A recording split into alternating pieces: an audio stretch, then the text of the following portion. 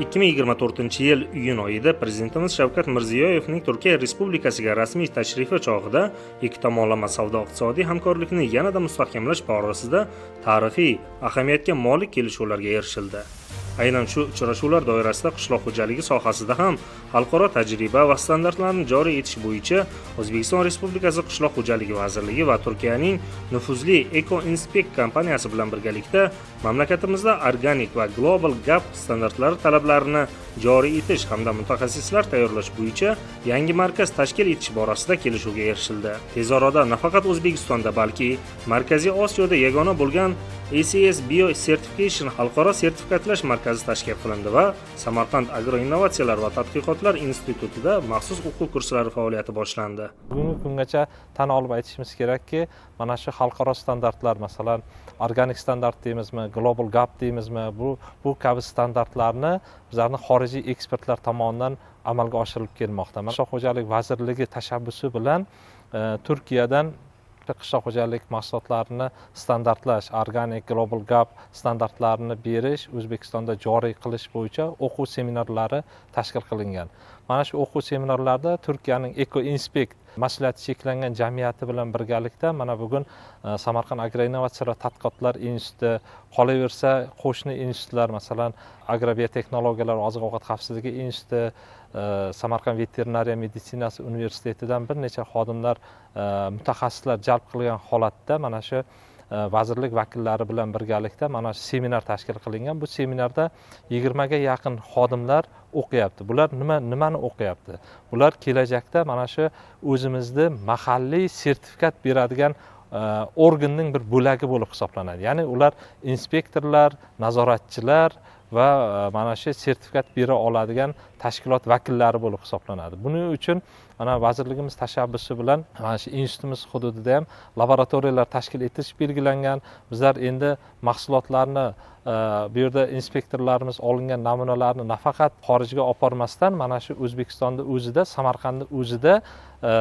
tegishli tartibda laboratoriya tahlillarini olib o'sha ishlab chiqaruvchilarga yoki yetishtiruvchilarga sertifikat berish imkoniyati yaratilmoqda. Bu kurslar nafaqat bilim va ko'nikma berish, balki milliy amaliyot va xalqaro tajribani uyg'unlashtirishning yorqin namunasi bo'lib xizmat qilmoqda. Turkiyalik tajribali mutaxassislar Mustafa Chetinkaya va Kamil Qaratosh rahbarligida o'tkazilgan seminar treninglar Global Gap va organik sertifikatlash talablari, dala sharoitlarida sinov va a'zolik mezonlari kabi muhim mavzularni o'z ichiga oladi.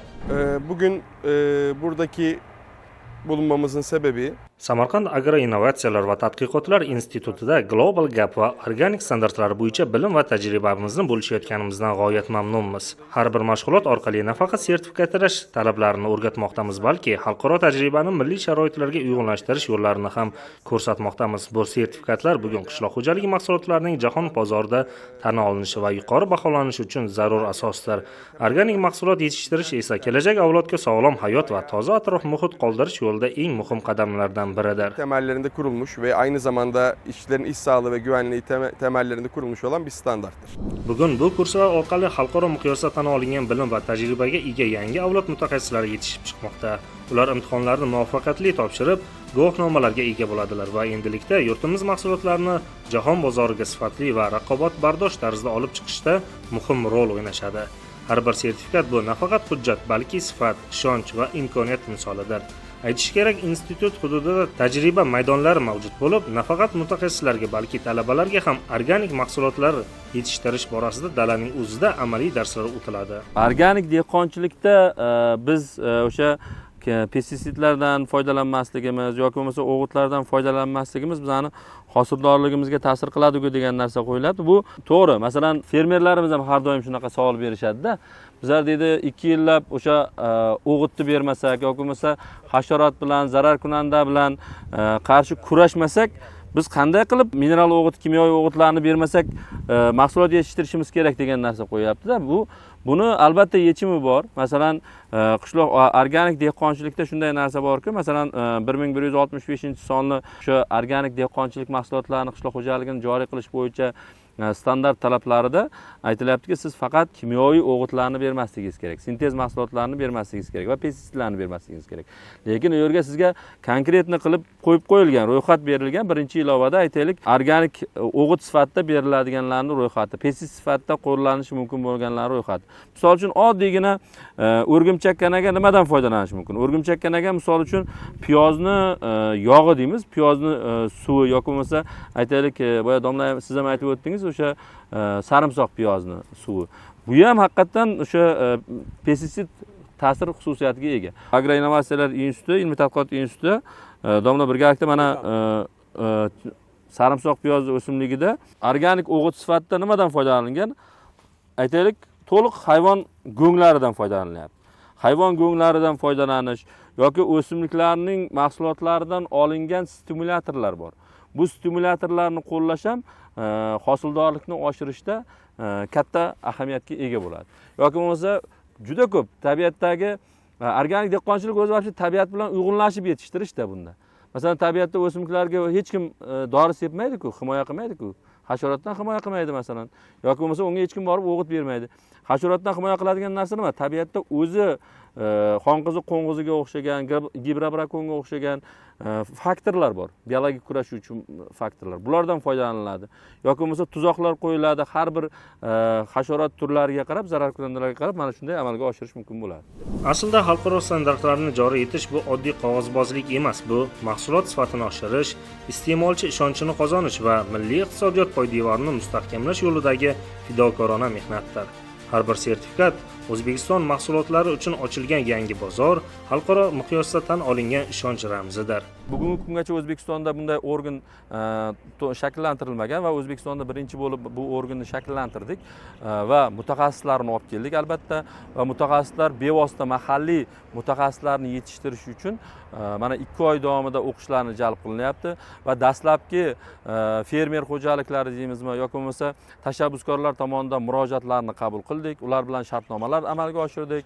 Mana kuni kecha masalan Sag Agro G'allarol bog'ini o'sha 500 gektarlik maydoniga to'g'ridan to'g'ri ham ekspertlar bilan birgalikda ekspertlarning yoniga mana shu 2 oy davomida o'qitilgan mutaxassislarimiz ham bor.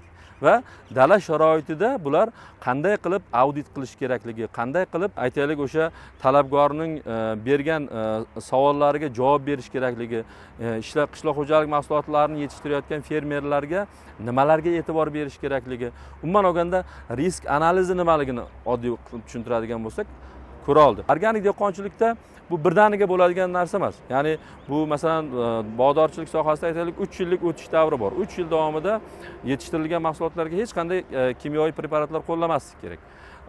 Lekin ma'lum bir shartlar bor, ularni qisqartirish shartlari bor. U degani faqat 3 yillik degani emas, 4-yilda olasan degani emas.